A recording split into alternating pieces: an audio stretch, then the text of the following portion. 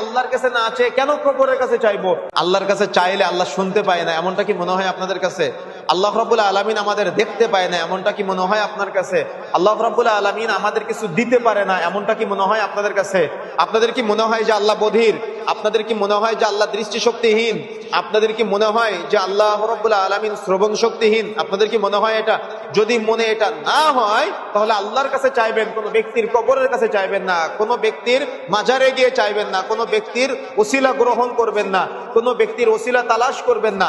যদি আপনি করেন, তাহলে দেখা যাবে যে আপনি আল্লাহর ভয় বাদ দিয়ে ওই ব্যক্তির ভয়টা আপনার বেশি হয়ে যাচ্ছে। তার মানে ওই ব্যক্তিকে আপনি মিডিয়া হিসেবে গ্রহণ করলেন, যে আল্লাহর কাছে সরাসরি চাইলে তো পাওয়া যায় না, আমি আমার অমুক বাবা হুজুরকে বা অমুক পীর সাহেবকে ধরি, তাহলে আল্লাহকে হয়তো পাওয়া যাবে। তাহলে আপনি যে ব্যক্তিকে ধরলেন, ব্যক্তিকে ধরলে কি আল্লাহকে আর আপনি চাইলেন না, ওই ব্যক্তির মাধ্যমে আল্লাহকে চাইলেন।